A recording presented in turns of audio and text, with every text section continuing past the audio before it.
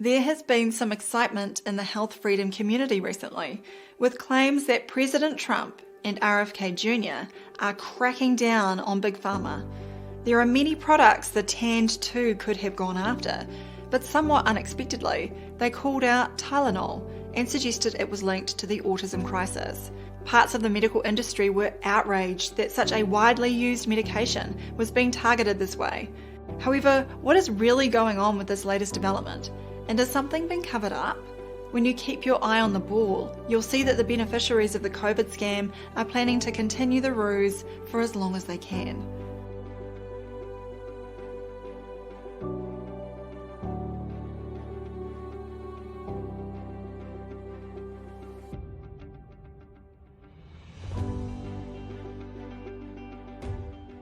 If I wasn't president, according to almost everybody, even the enemy, if I wasn't president, you wouldn't have a vaccine for 5 years, okay? I pushed the FDA and companies and everybody else involved like nobody's ever been pushed before, and now you have it rolling out. And frankly, they could have done it last week. They could have even done it a week sooner, and they heard from me. But this has been a great, really medical miracle. They call it a medical miracle. And it's going to have a tremendous impact. 95% effective. We have Moderna coming out next week very soon. We have Johnson & Johnson, a one-shot vaccine coming out. All great companies. As I mentioned in the introduction, even Mark and I were surprised in late September when the White House issued the official headline, "Fact, evidence suggests link between acetaminophen autism." To us, it was a little surprising that they brought up the subject of autism, although this elephant in the room has become so big that even governments and the mainstream media are being forced to say something.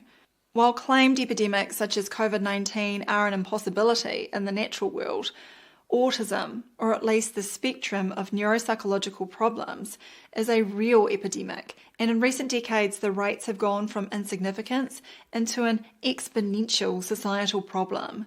However, what was most curious to us was the mention of acetaminophen, or Tylenol, known in our part of the world by its generic name, paracetamol or Panadol, as one of its trade names.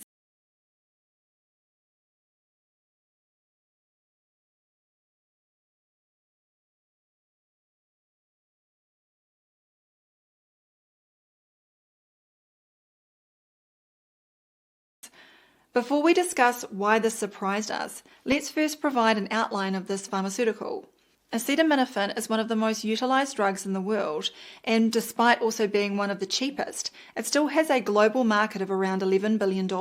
In other words, it is being consumed like candy. The acetaminophen market is forecast to increase with compound growth of 4 to 5% for the next decade, although Trump's latest announcement may scuttle such a prediction. It is interesting to note that according to Global Market Insights, the forecast growth is based mainly on the following 3 reasons. 1. The increasing incidence of common cold, fever, and flu is increasing demand for acetaminophen as a first-line treatment. 2. Increasing incidence of chronic diseases and pain management conditions is driving long-term usage of acetaminophen. And 3. The growing use of intravenous paracetamol with NSAIDs and narcotics is widening its scope in hospital use. One might pause here to consider why there is a projected increase in colds, flus, chronic diseases, and more pain. Of course, our communities may be getting sicker as rates of problems such as obesity and its related effects soar.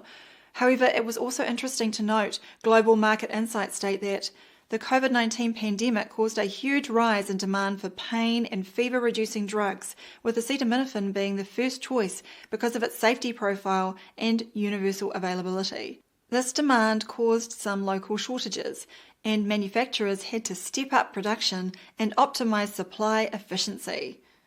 If that is true, then it illustrates the power of a propaganda campaign in convincing people to take more drugs. For us, it was very disturbing during the COVID era to see the hapless mainstream folk lining up for remdesivir and vaccines, but it was equally disturbing to see the so-called freedom people stocking up on ivermectin and azithromycin. When I was in medical school in the early 2000s, our pharmacology lecturer informed us that it wasn't really clear how acetaminophen actually worked. When we consulted the research in the present era, they haven't advanced much, and its action still remains the subject of speculation. In any case, we can say that whatever the exact mechanism, it is very effective in reducing fevers, which is why it is so popular, particularly for parents who believe they are easing their children's ailments. Although this may seem like a good idea and a kind thing to do, it is quite the opposite. There is a reason that the body becomes febrile, and that is because it is part of an eliminatory response to get rid of unwanted toxins or complete a healing crisis. It is completely the wrong time to suppress the vital response. And if you have not yet seen it, please watch my video, The Truth About Fever, for more information on this important topic. Coming back to the White House webpage, it goes on to say that the Trump administration does not believe popping more pills is always the answer for better health. That's not bad, although the word always is not ideal, and it would have been better if they stated that they do not believe popping more pills is ever the answer for better health.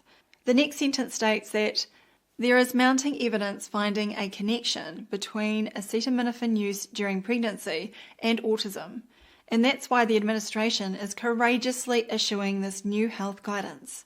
Most of us who have looked into this issue are left wondering about the elephant in the room, that being vaccines. Pregnant mums may certainly be taking some acetaminophen, but almost universally they are advised to take vaccines, such as those for whooping cough, influenza, RSV, and COVID-19. Then, of course, after birth, the vaccine onslaught starts, and by the time the child is 12 months old, they have been injected a multitude of times. However, on the White House page, the word vaccine does not appear once. Likewise, on the Human and Health Services press release page, no mention of the word vaccine. The White House page then cites a number of articles that have linked autism and ADHD to acetaminophen consumption during pregnancy. Not to say there is no link, but I note that these are all epidemiological analyses rather than scientifically controlled experiments. The latter, of course, would be declared unethical in the present era, but we do need to be clear on the nature of the evidence we are dealing with. It is also apparent that, as per my video, The Truth About Fever, there are overriding reasons as to why taking acetaminophen is a bad idea. So what is going on here? Hopefully it will help if I provide an illustrative example. During the COVID-19 fraud, the narratives were preposterous, and yet there was a huge buy-in from participants. As time went on, more people realised something wasn't right and the ploy is to distract these victims from their losses, which can be done through what is known as calling the mark out.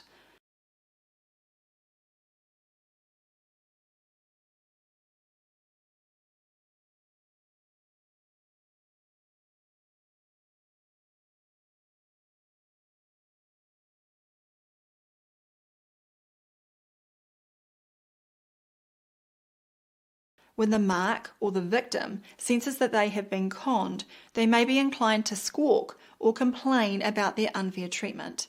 The operators running the scam know that this backlash is bad for business, so they need to pour a bit of cold water on the situation. Naturally, people do not want to appear like complete fools, and hence can be encouraged to rationalise their losses. In the case of COVID-19, they were not going to admit there was no virus, no new disease, and no pandemic. Instead, they permitted narratives that suggested the measures were too harsh, or that not everyone needed the vaccine, or perhaps, quote, natural immunity should have been considered. Many people feel vindicated and a sense of being on the ball, even though they have still been scammed. Hence the possible analogy that the Tylenol and autism play is a distraction from the bigger vaccines and autism disaster. As I mentioned, the global acetaminophen market is around $11 billion.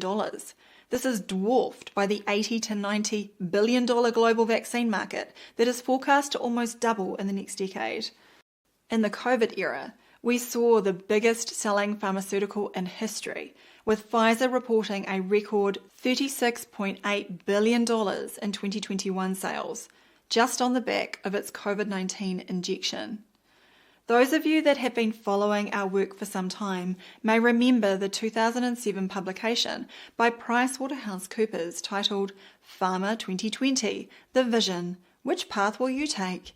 At that time, PwC decided, or was told, that the future of the pharmaceutical industry was going to rely on pivoting from traditional drugs to going long on vaccine sales. The report stated that fears about bioterrorism and a flu pandemic have also kick-started a new wave of public investment in vaccines, while philanthropic institutions like the Bill and Melinda Gates Foundation are funding research into vaccines for malaria and other tropical diseases. The vaccine sector is growing rapidly. There are now 245 pure vaccines and 11 combination vaccines in clinical development. Incredibly, the report's title was Pharma 2020, and right on schedule, that was the year the COVID-19 show was launched. On March the 11th, 2020, the World Health Organization's Dr. Tedros announced that COVID-19 was a pandemic. We have therefore made the assessment that COVID-19 can be characterized as a pandemic. If you have not already read it, I would recommend that you read Michael Bryant's first article in his series, Revisiting the COVID Theatrics of 2020. As he wrote, it was March 16th, 2020, when the first experimental COVID vaccine doses in the US were given at Kaiser Permanente, Washington Research Institute in Seattle. Also, not surprisingly, funded by the Gates Foundation. That's right.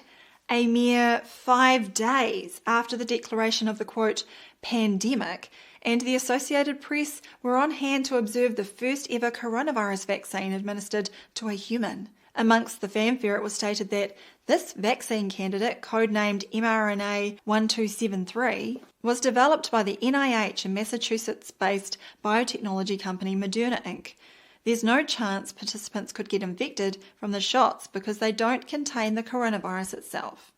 Of course it did not contain the coronavirus because the coronavirus has never been shown to exist. The Associated Press, however, were promulgating the fake virus narrative and claimed COVID-19 has upended the world's social and economic fabric since China first identified the virus in January, with regions shuttering schools and businesses, restricting travel, cancelling entertainment and sporting events, and encouraging people to stay away from each other. In fact, no natural event was happening in our communities, only a staged fear campaign to make people think something was happening. China had not identified any virus, and Dr. Mark Bailey's treatise, A Farewell to Virology, dissects the Fanwu paper to show why there was no evidence for SARS-CoV-2. For a less technical outline of the virological deception, you can look at our other publications, including Unmasking the Viral Paradigm. It always astounds us when we hear people claiming that Trump does not push vaccines. After all, he called the COVID-19 injection the beautiful shot, and touts himself as the father of Operation Warp Speed.